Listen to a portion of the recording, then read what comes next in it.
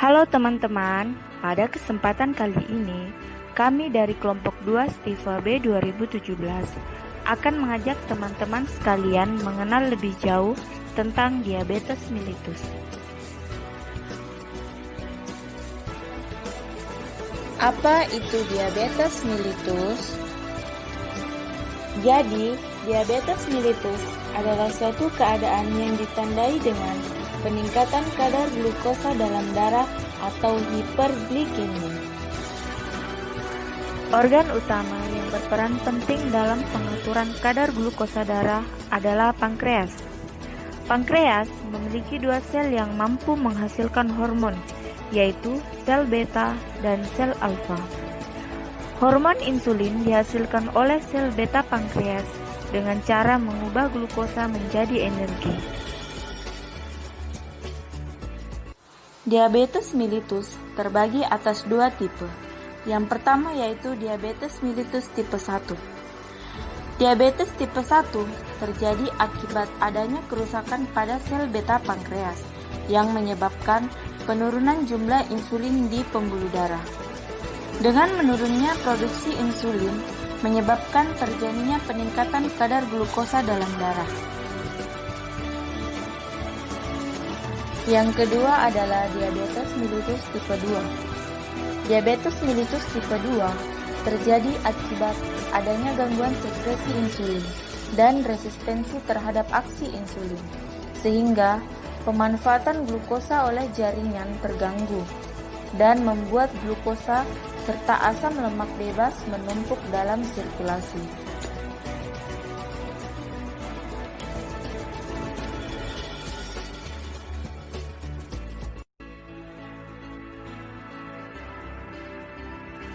Fisiologi dan peranan insulin dalam tubuh. Karbohidrat dari makanan yang kita konsumsi dengan bantuan enzim alfa-glukosidase akan diubah menjadi gula yang lebih sederhana, yaitu monosakarida glukosa. Glukosa kemudian akan dibawa masuk ke dalam sel beta pankreas dengan bantuan transporter glukosa, yaitu GLUT2. Glukosa yang masuk ke dalam sel akan dimetabolisme menjadi P-glukosa 6-fosfat dengan bantuan enzim glukokinase, yang nantinya di dalam mitokondria akan mengalami berbagai proses yang biasa kita sebut dengan siklus Krebs untuk menghasilkan ATP. Peningkatan jumlah ATP dalam sel beta pankreas menyebabkan kanal kalium yang sensitif terhadap peningkatan ATP tertutup, sehingga menyebabkan terjadinya proses depolarisasi, yaitu terbukanya kanal kalsium yang menyebabkan ion kalsium yang berada di luar sel akan masuk ke dalam sel. Protein-protein yang sensitif terhadap kalsium akan mendorong vesikel yang berisi insulin mendekati membran sel dan terjadilah eksositosis atau pelepasan insulin. Insulin yang dilepas tadi akan berikatan dengan reseptor insulin, yaitu reseptor tirokinase pada jaringan adiposa atau otot. Ketika insulin berikatan dengan reseptornya, terjadi berbagai macam proses. Salah satunya yaitu dihasilkannya second messenger yang bersama dengan ATP akan membantu translokasi GLUT4 ke membran sel agar glukosa yang di luar sel dapat masuk ke dalam sel dengan bantuan GLUT4. Glukosa yang masuk ke dalam sel dapat dimanfaatkan sebagai energi. Etiologi atau penyebab terjadinya diabetes mellitus adalah kegagalan relatif sel beta dan resistensi insulin. Sel beta tidak mampu mengimbangi resistensi insulin, artinya terjadi defisiensi relatif insulin. Ketidakmampuan ini terlihat dari berkurangnya sekresi insulin pada rangsangan glukosa maupun pada rangsangan sekresi insulin lainnya. Faktor lingkungan dan genetik juga salah satu faktor penyebab terjadinya proses autoimun yang menyebabkan destruksi sel beta pankreas. Patofisiologi diabetes mellitus, pada keadaan normal, insulin diekskresikan sebagai respon terhadap adanya peningkatan glukosa darah yang diatur oleh suatu mekanisme kompleks yang melibatkan sistem neural, hormonal, dan substrat. Dalam proses metabolisme, insulin memegang peran dalam memasukkan glukosa ke dalam sel untuk selanjutnya digunakan sebagai energi. Pada DN tipe ini, jumlah insulin normal bahkan lebih banyak, tetapi jumlah reseptor insulin yang terdapat pada permukaan sel kurang. Maka, glukosa yang masuk ke dalam sel akan sedikit, sehingga sel akan kekurangan bahan glukosa dan glukosa di pembuluh darah meningkat. Tanda dan gejala penderita diabetes mellitus yaitu: yang pertama, penderita diabetes mellitus akan selalu merasa haus. Hilangnya air dari tubuh karena sering buang air kecil, penderita merasa haus dan membutuhkan banyak air. Sering berkemih dan rasa haus yang berlebihan merupakan beberapa cara tubuh Anda untuk mencoba mengelola gula darah tinggi. Yang kedua yaitu penglihatan buram atau sesekali melihat kilatan cahaya yang merupakan akibat langsung dari kadar gula darah tinggi. Tanda yang ketiga yaitu selalu merasa lapar. Rasa lapar yang berlebihan merupakan tanda diabetes lainnya. Ketika kadar gula darah merosot, tubuh mengira belum diberi makan dan lebih menginginkan glukosa yang dibutuhkan sel.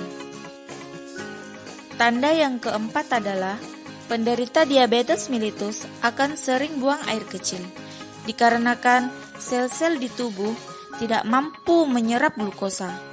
Ginjal mencoba mengeluarkan glukosa sebanyak mungkin. Akibatnya, penderita jadi lebih sering kencing daripada orang normal dan mengeluarkan lebih dari 5 liter air kencing sehari. Ini berlanjut bahkan di malam hari. Tanda yang kelima yaitu penderita mengalami penurunan berat badan secara drastis. Kadar gula darah terlalu tinggi juga bisa menyebabkan penurunan berat badan yang cepat, karena hormon insulin tidak mendapatkan glukosa untuk sel yang digunakan sebagai energi. Akibatnya, tubuh memecah protein dari otot sebagai sumber alternatif bahan bakar. Tanda yang terakhir yaitu penderita mengalami kesemutan atau mati rasa di tangan dan kaki, bersamaan dengan rasa sakit yang membakar atau bengkak, adalah tanda bahwa saraf sedang dirusak oleh diabetes. Prinsip dasar terapi diabetes mellitus. Yang pertama adalah edukasi.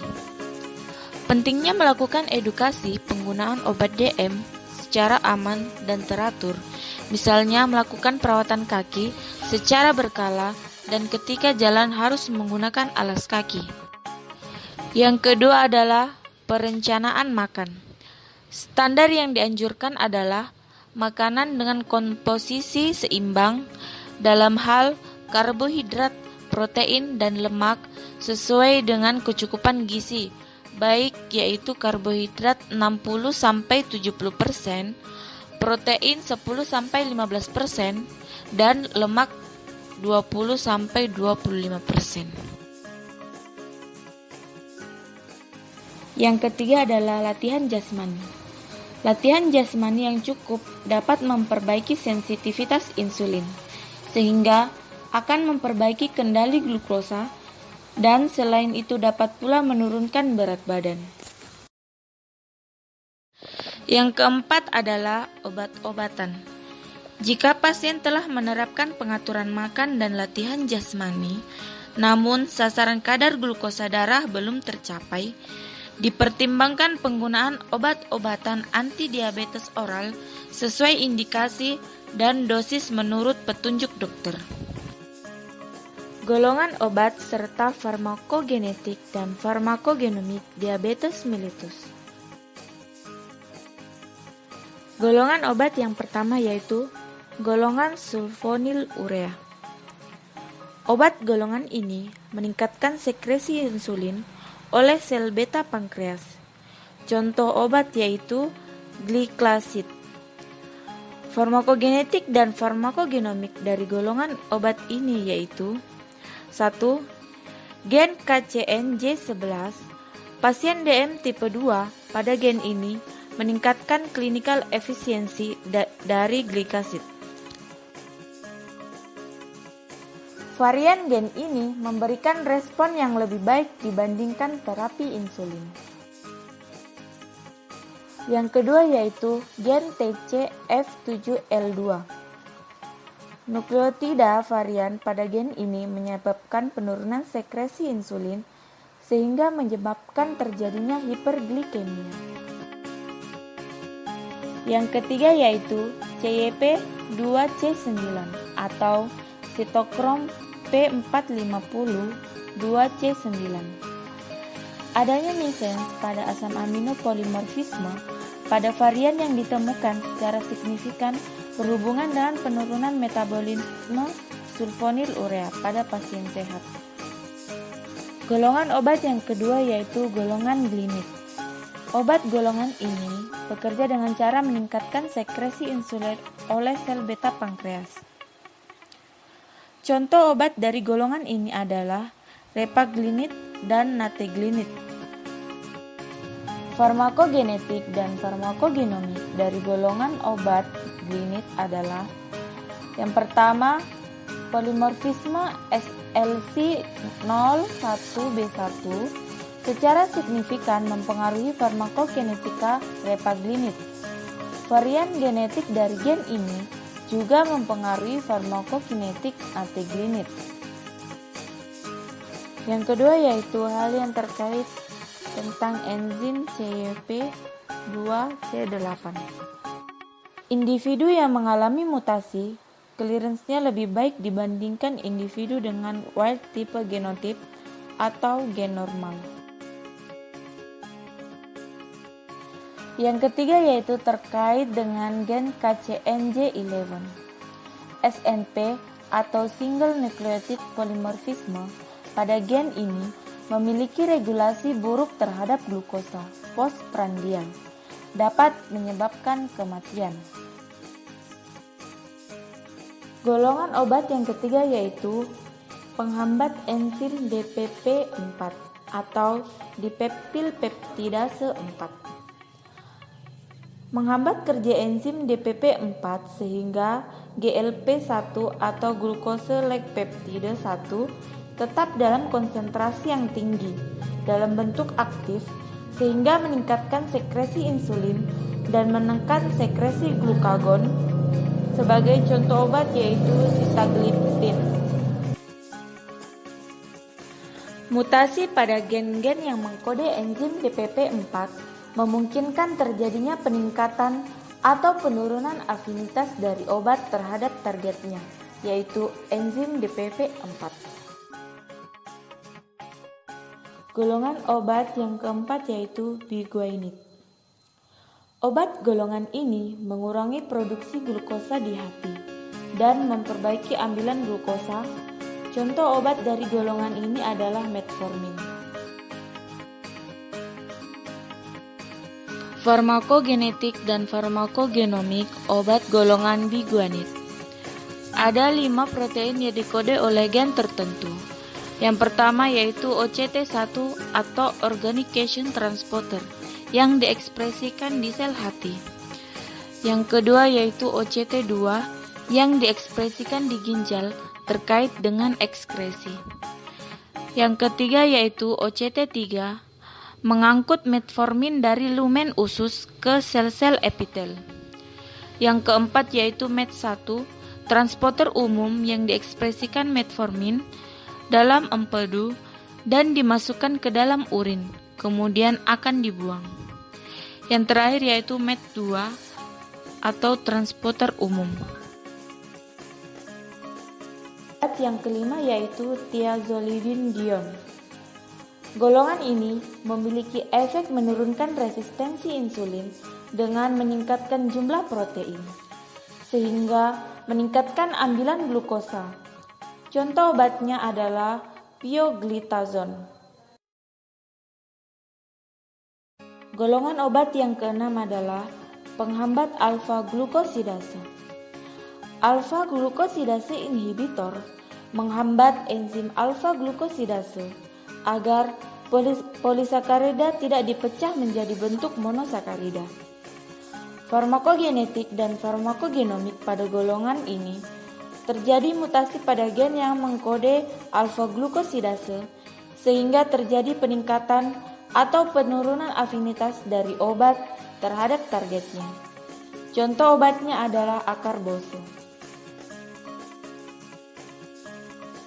Golongan obat terakhir adalah penghambat sodium glukose kotransporter 2. Farmakogenetik dan farmakogenomik dari golongan ini, di mana glukosa yang direabsorpsi ke dalam renal tubulus proksimal akan dikembalikan lagi ke darah dengan bantuan GLUT2, sehingga meningkatkan kadar glukosa dalam darah. Contoh obatnya adalah dapagliflozin. Baik teman-teman, demikian pemaparan materi yang dapat kami sampaikan. Semoga apa yang kami sampaikan dapat berguna bagi teman-teman sekalian. Sekian dan terima kasih.